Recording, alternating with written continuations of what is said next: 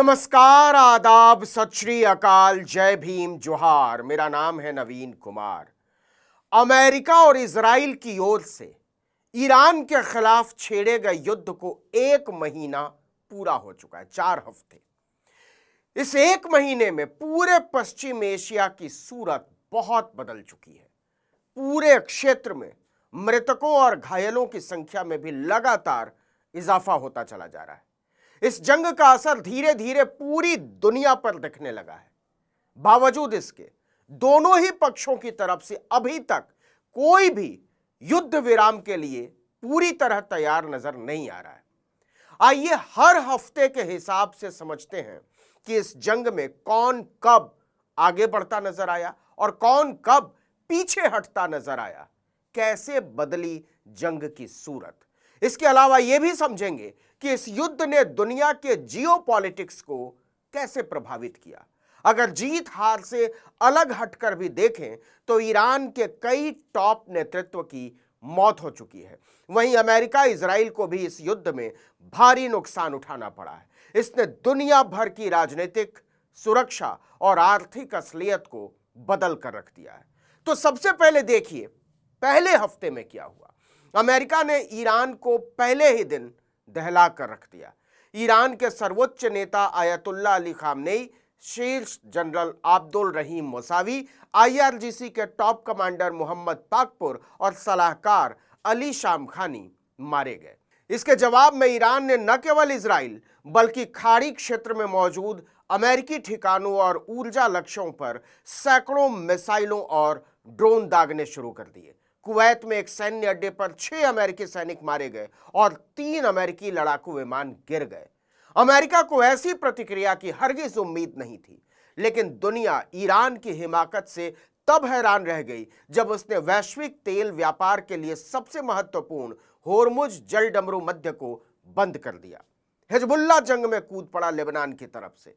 इसके जवाब में इजराइल ने लेबनान में भारी बमबारी की और जमीनी अभियान शुरू कर दिए। नतीजा, पहले ही हफ्ते में जंग 14 देशों तक फैल गई।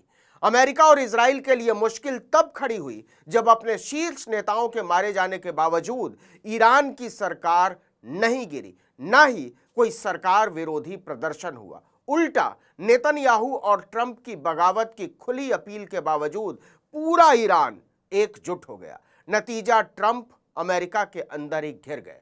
ट्रंप के आलोचकों ने कांग्रेस की मंजूरी के बिना किए गए इन हमलों की वैधता पर ही सवाल उठा दिए। सर्वे से पता चला कि 2/3 अमेरिकी जनता ईरान के खिलाफ लड़ाई के खिलाफ थी। पहले ही हफ्ते में ट्रंप की पोल पट्टी खुल गई।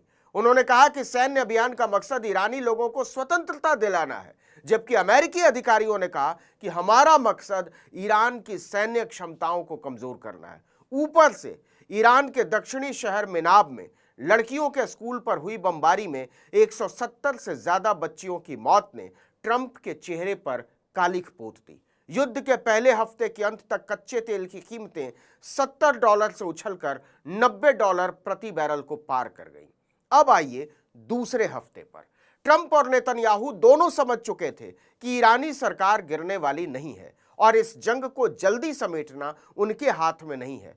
ईरान समर्थक गुटों ने इराक में अमेरिका के एक ईंधन भरने वाले विमान को मार गिराया। इसमें चालक दल के सभी 6 सदस्य मारे गए। इधर अमेरिका और इजराइल ने अपने हमले तेज करते हुए पहली बार तेहरान में तेल भंडारण डिपो को निशाना बनाया। इसके जवाब में ईरान ने सऊदी अरब पर जोरदार हमले किए। इसके अलावा उसने होर्मुज जलडमरू मध्य के पास कई जहाजों को निशाना बनाकर साफ संदेश दिया कि अमेरिका की हिम्मत नहीं यहां से किसी जहाज को निकाल कर दिखा दे। अमेरिकी सेना ने पहली बार माना कि वो होर्मुज से जहाजों को निकालने की स्थिति में नहीं है। उधर ट्रंप की धमकियों के बावजूद ईरान ने दिवंगत नेता आयतुल्ला अली खामनेई के बेटे मुज्तबा खामनेई को अपना नया सुप्रीम लीडर चुन लिया।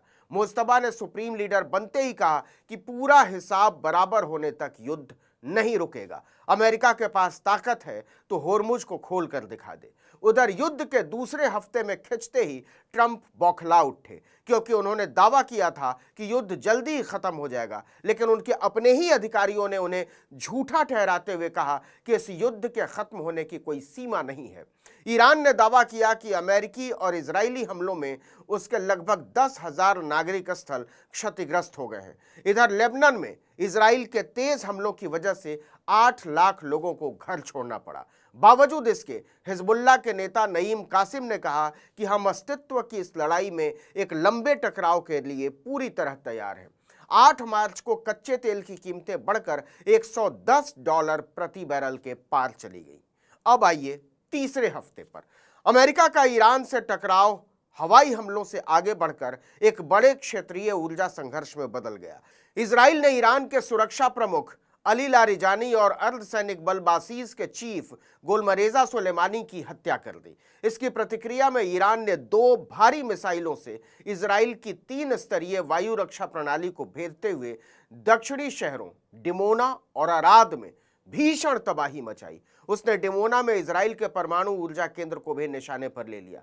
इस पर इजराइल ने ईरान के दक्षिणी पार्स गैस फील्ड पर बड़ा हमला किया। इसके जवाब में ईरान ने कतर के रास लाफान एलएनजी संयंत्र और इजराइल की एक तेल रिफाइनरी समेत क्षेत्रीय ऊर्जा सुविधाओं को जबरदस्त तरीके से निशाना बनाया।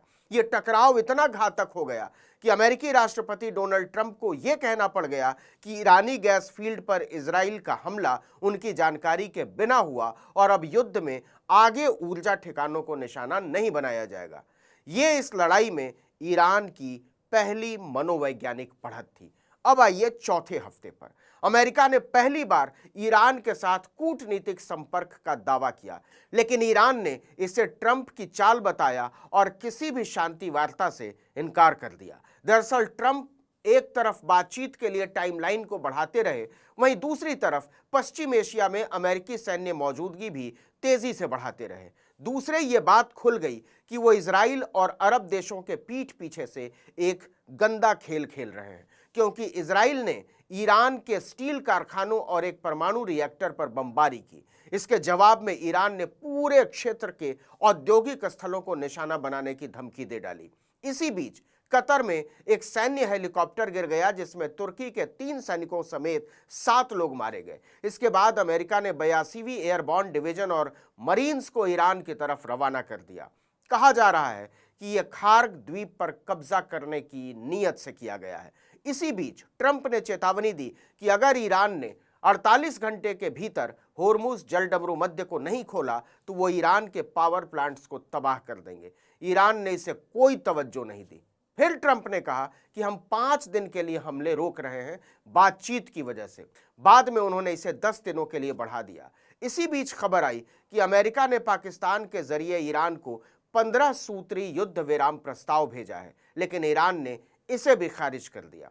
ट्रंप ने दावा किया कि ईरान युद्ध विराम की भीख मांग रहा है, लेकिन ईरान ने कहा कि ट्रंप दरअसल झूठ बोल रहे हैं, क्योंकि लड़ाई वो हार चुके हैं। वो किसी भी तरह से भागने का मौका तलाश रहे हैं।